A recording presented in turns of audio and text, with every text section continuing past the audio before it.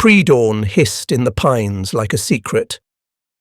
Elsonbourne Ridge, 16th of December 1944, breathed cold through the seams of a blackout blanket as Lieutenant Jack Merritt cupped a handset in one glove and traced angles with the other. Brass jacks clicked into a field switchboard. A lineman blew a thread of solder smoke into the frost, sealing a frayed line, and then the first German shells came in, heavy, fast, close, shaking white avalanches from the branches and peppering the map with bark. "Fire mission," Jack said, voice steady because the book demanded it. The net answered with a calm that felt rehearsed for this exact hour. They would have practiced this geometry a dozen times in battalion instruction. Target reference points scrawled on acetate, defilade and dead ground shaded like bruises, time on target a trick of arithmetic and discipline. The 105mm howitzer M2A1, throwing a 15-kilogram HE shell beyond 11 kilometers, stitched its bark into the deeper pulse of the 155mm Gun M1 Long Tom, reaching past 23. Radios rasped on the SCR 610. Wire stayed king. When blasts cut it, runners loped through sugar-powdered ditches, messages clenched like relics in their fists. The FDC, windowless and precise, stacked missions as if laying cards, fuses in one column, charges in another, clocks aligned to the second. Beneath the neatness, the human clutter mounted. A medic's hands went pink with someone else's blood. Engineers hurried to wire a culvert, testing fuse with a sheltered match.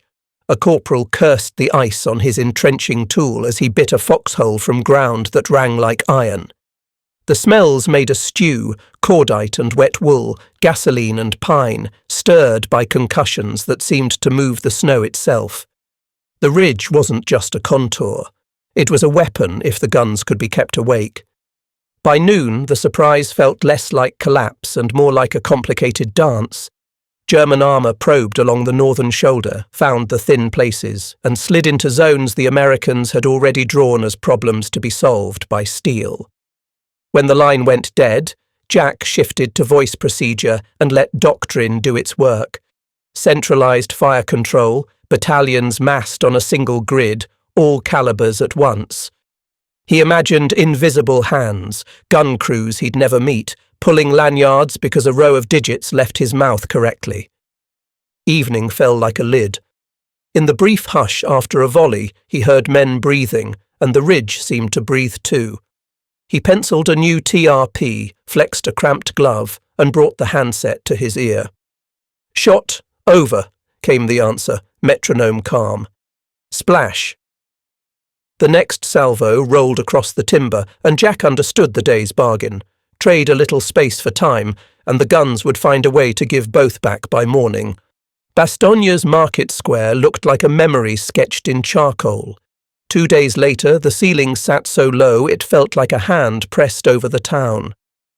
Mariette Lemaire wrapped a coarse loaf in yesterday's paper and listened to engines grind in the fog. The road net pulsed with refugees, ambulances and silent columns, all pointed the wrong way. Past the church, paratroopers without parkas hacked at frozen ground with entrenching tools that rang like bells.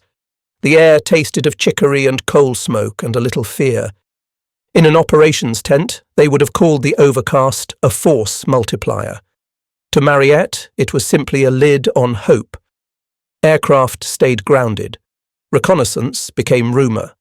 The 101st Airborne slid into foxholes like pins into felt, their division artillery thin, their lifeline a belt of field pieces somewhere beyond the haze. Ammunition arrived like weather, sometimes in gusts, often not at all. A lieutenant paid for a second loaf with a square of silk reserve chute panel, white impossible against the grey day, a talisman traded for calories. This was a technician's battle fought at gut distance. A mortar was a cough, a 105mm was a punch that rearranged the air in your lungs. Engineers fought the roads with salt and graders, keeping the main supply routes open in a world that wanted to close. Corps artillery, 155S and occasional 8-inch, reached at assembly areas by map and habit. gunners counting increments and listening for counter-battery like a weatherman listens for thunder. Somewhere out of sight, a signal detail strung lines along hedges, wire bright as fish scales when the fog thinned. In stolen daylight, Mariette carried bread to the convent. A paratrooper shared a cigarette and a story from the northern shoulder where, he said, the guns were holding the line that infantry alone could not. She could not see Elsenborn, but she felt the logic. If the sky refused to help, artillery would have to become the weather. When the fog thickened again, the town shrank to a handful of streets. Men moved as shadows with rank tabs and chapped faces, each carrying a piece of the problem and none of the answer. Night pressed close. In the square, a tank idled under a tarp like a big animal at rest, breathing gasoline. Mariette breathed warmth into her gloves and looked up into nothing. "If the sky would just open," someone muttered, and the words hung like a promise in the cold. Without knowing why, she believed it would. The next turn of the battle waited on a tear in that grey cloth.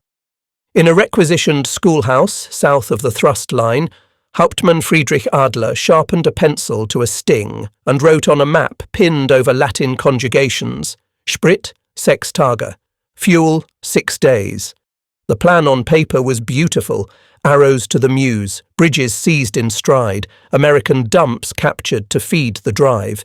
The reality outside was ice, blown culverts, and a road net that remembered summer but answered to winter. He accounted for every litre and watched half-tracks idle in long, white-breathed lines while runners came in with frost on their brows. Adler would have trusted audacity if petrol flowed. It did not. Reports from the 5th Panzer Army's forward elements sounded clipped. US artillery concentrations heavier than expected. Intersections turned to puzzles of wreckage by 155mm counter-battery. Engineers quick with TNT where bridges should have been. His ledger became a book of small humiliations. Spares gone missing, tyres splitting, a span rated insufficient for the tonnage that must cross. On manoeuvres years earlier, he had admired the clean certainty of a timetable. Now certainty rode trucks painted olive drab. He traced a finger along the Meuse and folded the map at the river like a hinge, as if closing the crease might close the distance. Someone mentioned captured gasoline. He did the math and closed his eyes. Fuel burn per kilometre for Panthers and half-tracks multiplied by columns measured in battalions equalled a fantasy without the enemy's mercy. German doctrine respected friction. American logistics manufactured it. At Elsenborn, those field pieces, the 105mm M2A1s and the 155mm long toms, were not only killing with fragments, they were killing hours. The impossible statistic reached him second-hand and still struck like a hammer. By campaign's end, the Americans would fire about 1,255,000 artillery rounds in the Ardennes. He knew what a 105mm shell weighed, 15 kilograms of steel and explosive. Multiply by 1.25 million, and you got thousands upon thousands of tons trudged forward in winter by trucks that rarely broke down. In that light, his 6 days of fuel looked less like a plan and more like a letter to a future that could not answer. He pocketed the pencil stub and rubbed graphite from his thumb. Outside, snow squeaked under boots, and somewhere far off a single long-range round found a crossroads with the inevitability of an appointment kept. Adler straightened his tunic and stepped into the cold. Courage would still be required. But he now suspected that courage, like petrol, could be outproduced. He tightened his scarf, listened to the wind in the eaves, and accepted that arithmetic now outranked audacity. Dawn arrived like a clean blade. 23rd of December, 1944, Elsenborn Ridge shone with a hard, stingy light, and the lid finally came off the sky. Jack Merritt lifted his eyes from the map and saw distance. A tree line he could name, a church spire he could range, the possible colour of the day. He keyed the handset and gave a correction. Beyond the ridge, counter-battery radar blinked awake and pointed long barrels at flashes that had laughed at fog.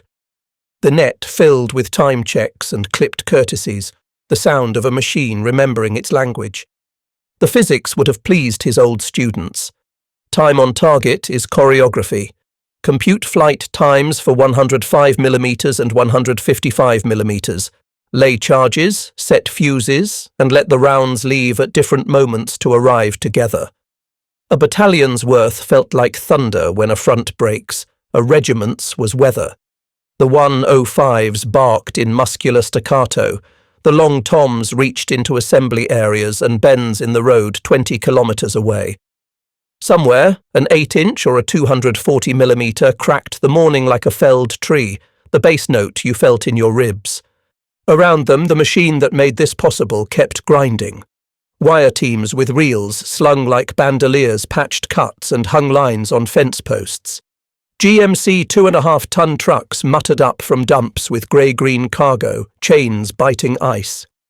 The FDCS, windowless boxes of calm, aligned watches to the second and stacked missions like cards. Jack called a repeat, heard shot over and watched snow sift from branches in soft grey curtains. The infantry down front held not by miracle, but by procedure. Later he would learn the number for this day's feeling. By the 23rd, roughly 4,155 Allied guns were in action across the sector, a density that explained why German attacks seemed to unravel on contact. He did not need the count to sense the mass. He could taste it on the air, cordite turning the tongue metallic. He could read it in the enemy's rhythm, probes that hesitated then dissolved, flares ending with black smoke where a road used to be. He could hear it in the net's steady tempo. The sky stayed open. Far south, men he would never meet began to receive food by parachute. In Bastogne, a woman he would never know felt her rafters tremble and smiled at nothing. Jack set his pencil down and flexed his fingers. "Fire for effect," he said, because the arithmetic was ready. The ridge answered, and the answer carried a promise. Today, the weather would be ours. On a snow-bruised spur above the Serchio, 26th December 1944, Sergente Carlo Bianchi warmed his hands around a dented tin of chicory and listened as the squad's radio man teased a voice from the air. The set hissed, coughed, then settled into a cadence of names. Ardennes, Bastogne, Meuse. The number that followed sounded like folklore, a boast soldiers share to keep the dark outside the circle.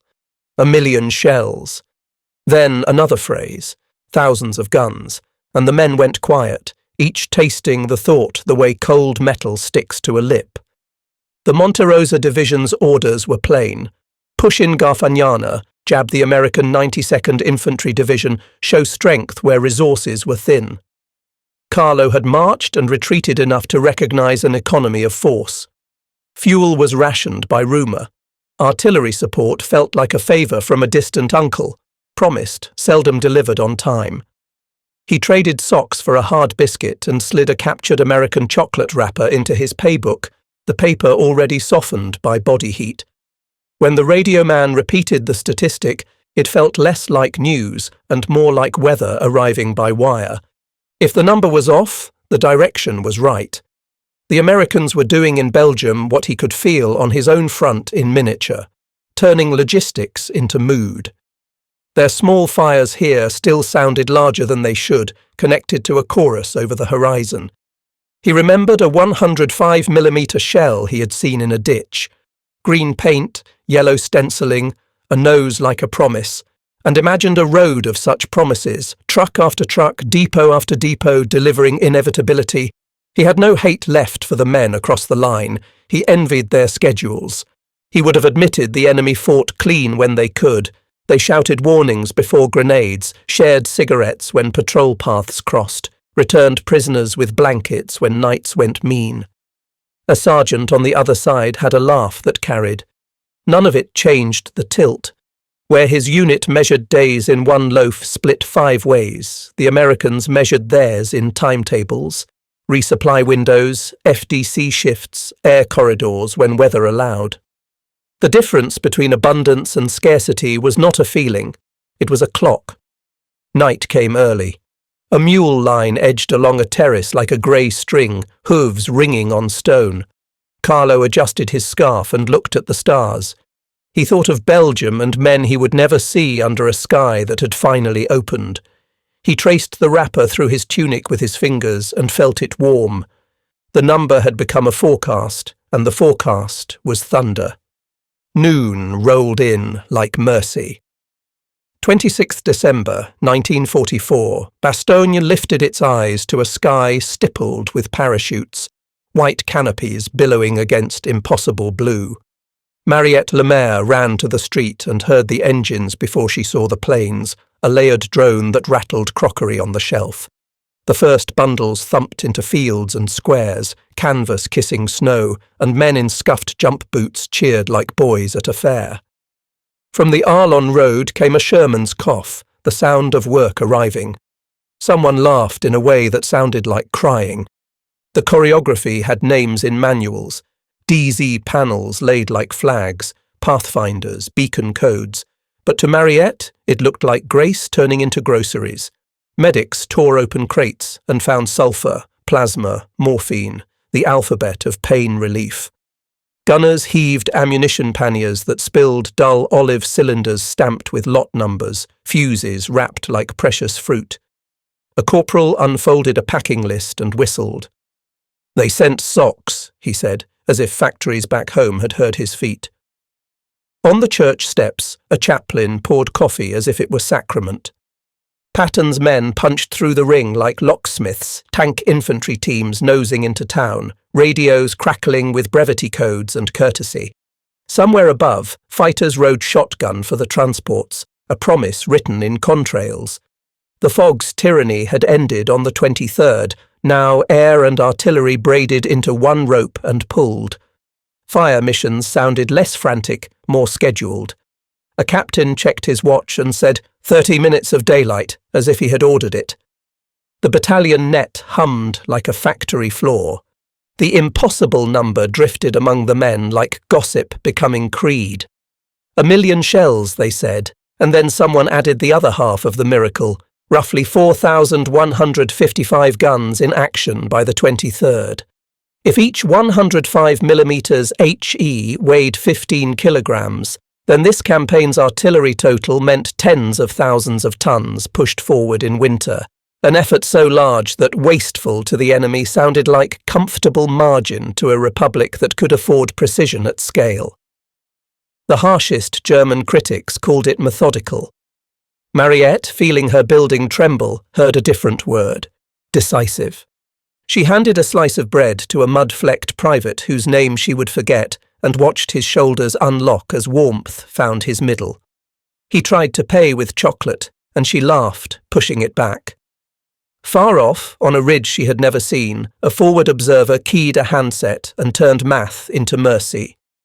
The parachutes kept falling like slow snow, each a proof of abundance. The town exhaled. The guns, faithful as bells, answered from the pines, and Bastogne learned to breathe again. Night fell like felt pressed over the forest, and for a while the snow swallowed sound. Then Jack Merritt's next mission broke the hush, and the silence cracked. A flare rose, a field phone buzzed, and somewhere behind the trees, a battery of 105s coughed in sequence. The blasts churned flakes. The northern shoulder of the Bulge was supposed to bend until it snapped. Instead, it flexed and then turned rigid, because artillery turned topography into a trap and time into a weapon. Jack read the grid twice and pictured the ground as a board already nailed to shape. He waited a beat for wire repair to close a loop, then breathed 2 corrections into the net as if he were stoking a furnace. They had registered the ground in daylight and would now reap the dark.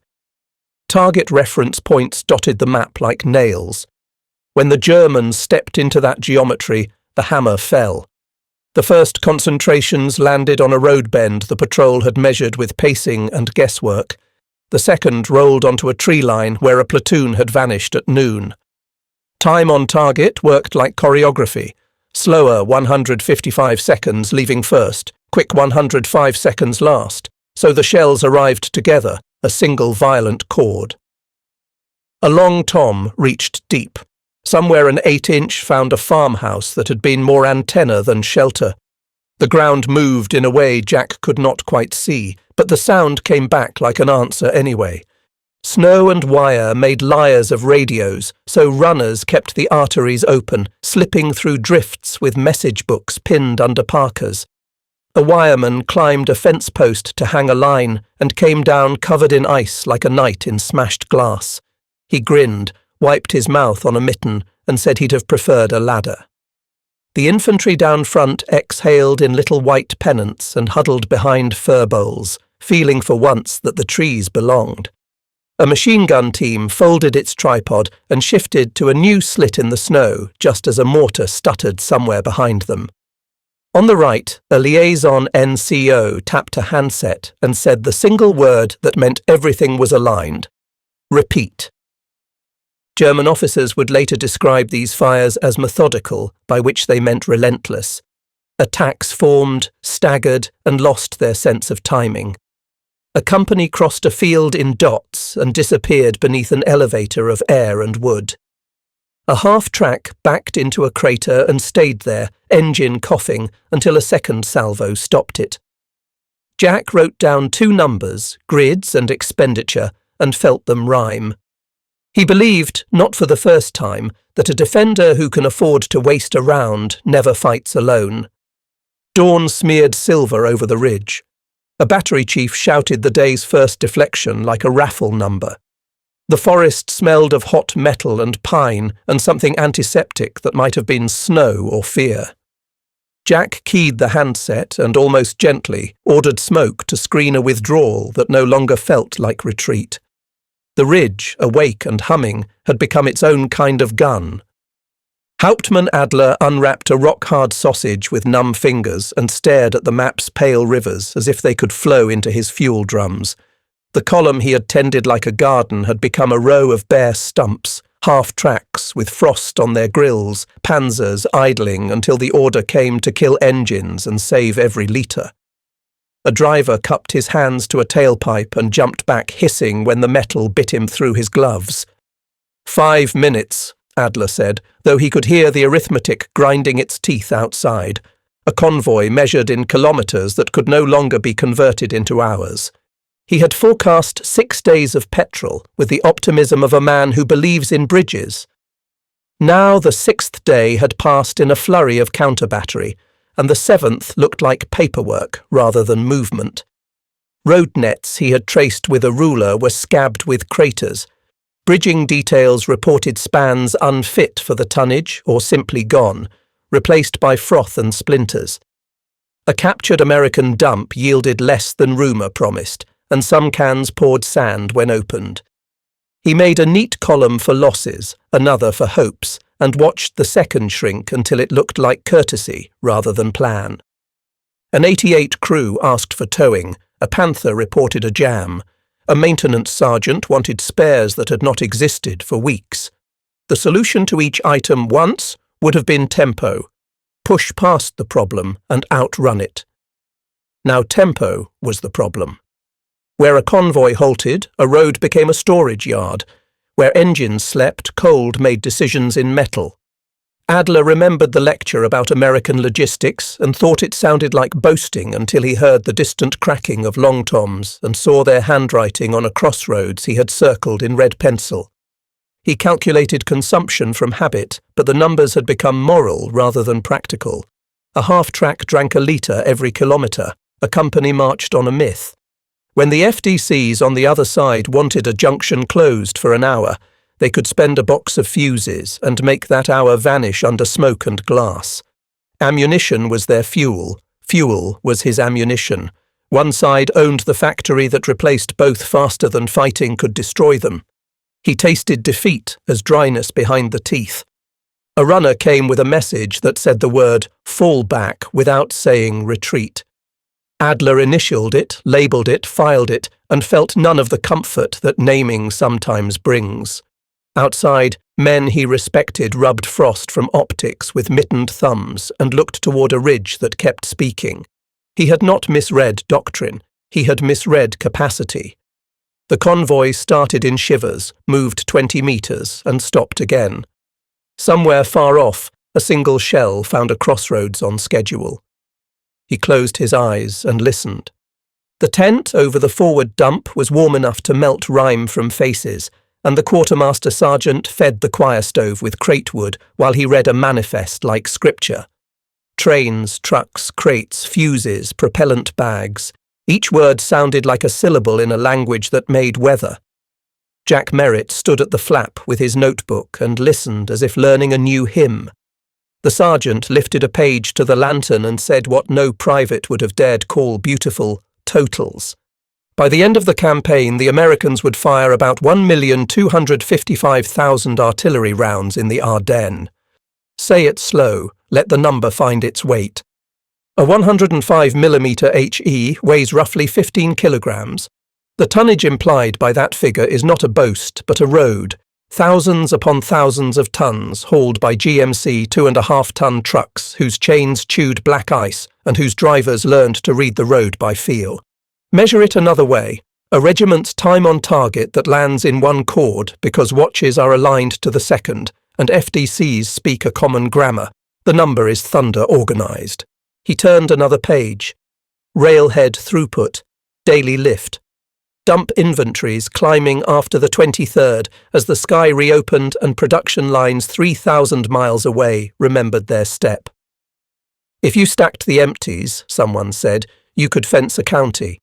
If you counted only the 155mm projectiles and paced the length nose to base, you would walk out of the woods and into the next town.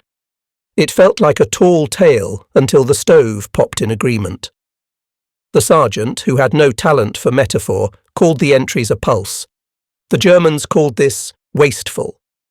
Jack thought of waste the way a farmer thinks of rain. One shower falls wide of a field and still feeds the river that turns a mill.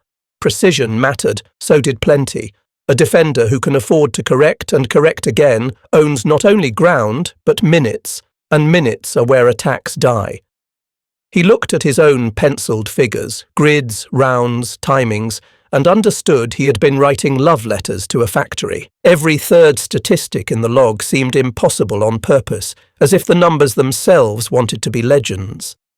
One plant's weekly output of 105mm shells would have outstripped what some Axis armies could beg, borrow, or steal in a season. A day of American lift after the weather break equaled what an enemy depot might see in a month. The sergeant folded the manifest, blew on his coffee, and said the line no one would remember. "We can keep this up." Jack stepped into the cold and believed him, because the arithmetic had become climate. Blue noon over hard snow, and the northern shoulder breathed frost like smoke from a laceration. German infantry spread across a field in dots and then simply thinned, as if the air had learned to subtract. Jack Merritt called for a rolling barrage that walked 30 yards ahead of a company and felt the earth answer in neat, repeating steps. The echo off the trees sounded like doors closing down a long corridor. He could not see faces. He could see timing, and timing was on his side. Renewed German pushes bent into the same geometry and found the same trap. Elsenborn had become an anvil with artillery for hammers, and the blows were scheduled. Fire plans layered, defensive concentrations already registered, counter-battery cued by flash and sound, interdiction on bends and spurs where columns must turn. British units watched the Meuse crossings. American reinforcements thickened the line. The radios grew almost casual in their courtesies. A captain requested smoke as if ordering a sandwich and received it with the precision of a receipt. Hauptmann Adler read the day's orders and felt the ledger sag in his hands like wet paper. Fuel allocations became admissions. Maintenance became triage. A staff car limped past with its hood tied down by field telephone wire, and no one laughed. He knew the book would call this period the culmination of an offensive. He called it arithmetic, finishing what courage began. The belief that a captured dump would turn the map bright again had died somewhere on a frozen road where a Bowser burned like a votive. Casualty lists circulated in whispers that left the numbers hazy, but the pattern did not need clarity to sting. Armour that once gunned through hedgerows now parked nose to nose like cattle waiting for hay that would never come. Luftwaffe sorties tried to scratch at transport corridors and fell away like cinders. Above the ridge, a spotter plane purred, alive again in the clear weather, and seemed unnecessary only because the ground had already drawn its own conclusions. Jack closed his notebook and let the pencil rest in the coil. He had learned, these weeks, that doctrine lives or dies by the truck and the clerk, by the lines strung across hedges, by the watch that ticks in tune with 1,000 others. He lifted the handset once more and ordered a final smoke screen, not because retreat was needed, but because mercy was. The barrage flattened into silence. Snow drifted down as if erasing chalk. The spear had not only broken, it had been absorbed by a ridge that refused to yield. Night in the Apennines came early and unvarnished. Sergente Carlo Bianchi dug with a bayonet where terrace stones laughed at an entrenching tool, metal ringing like a spoon on a cup. Wood smoke rode a wind that seemed to come from 3 villages at once. The mule line clinked forward with a patience that put men to shame. Across the valley, the American positions of the 92nd Infantry Division were mostly darkness interrupted by small, tidy violences. A mortar burst neat as a drumbeat, a short 105 that slapped stone and left it steaming. Carlo's lieutenant spoke of the push as if zeal could replace gasoline. They would probe, take a knoll, demonstrate for the communiqué. The rumour from Belgium had stopped being rumour and become climate. 1 million shells there, they said, thousands of guns by the 23rd. Here the numbers were local, and still they pressed like a hand on a chest. Where an Italian column looked for moonlight to guide it, an American convoy followed a schedule that did not care for weather. Headlights hooded, distances measured in minutes rather than hope. He watched a string of vehicles glide behind the ridge like a lit river and felt envy so clean it made him dizzy. Socks, he thought absurdly. They have socks. He remembered the wrapper in his paybook and touched it without taking it out, as if the paper might suffer the cold. When his squad took fire, it was not extravagant, but it was prompt. A runner reached the American lines. Someone lifted a handset. A platoon found itself under a weight precisely as heavy as the question required. It felt like a reply from an office that never closed. The enemy behaved with an odd tidiness he had come to respect. Prisoners went rearward with blankets. Warnings were shouted when time allowed. A GI shared a cigarette with a captured corporal and joked about baseball in a French that was almost Italian. Yet the tidiness sat atop something rude and huge. It was the knowledge that if this small valley wanted more guns, more trucks, more bandages, it would get them, because the system that fed Belgium could flick an eye toward Tuscany and still not go hungry. When the firing slowed, the night returned in a rush, with owl calls and mule snorts and the small thunder of a stone rolling too far. Carlo cleaned his bayonet on a rag and looked at stars that felt close enough to pocket. He thought of men under a Belgian sky that had finally opened and of a ridge that had learned to speak in steel. He did not feel hatred. He felt proportion. The echo off his hills carried a verdict written far away and delivered everywhere at once. Late January laid a hush across the Ardennes, a silence made of craters and splinters and paths tamped by 1 million hurried boots. Mariette Lemaire set loaves on a rebuilt counter, as if arranging relics. Jack Merritt leaned against a silent long tom, steam feathering from the muzzle in the cold like the last breath of a sleeping horse.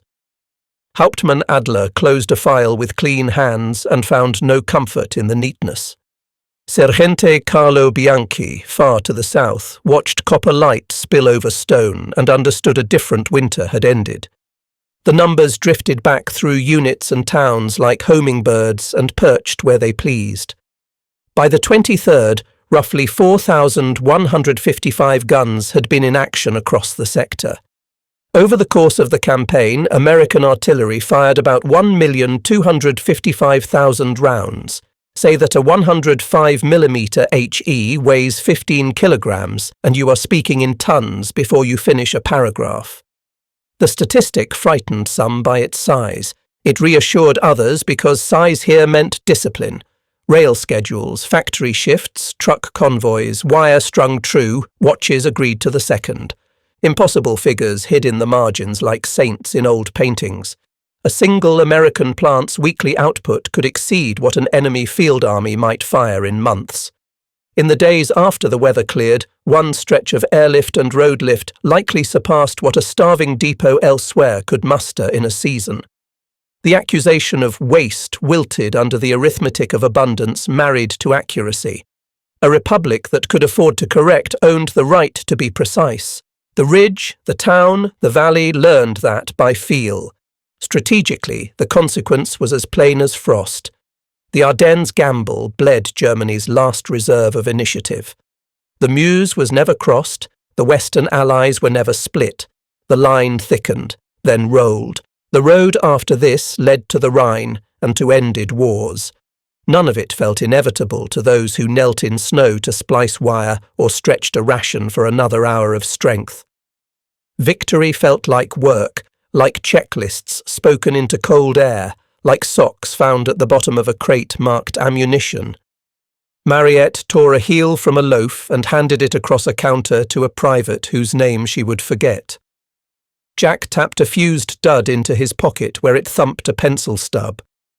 Adler looked up from a blank desk and finally saw the thing he had served so well. Order without supply is ceremony.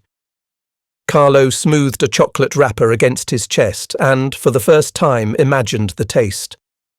The guns were quiet, but the arithmetic remained, echoing over ridges and valleys in a language free peoples had taught themselves to speak.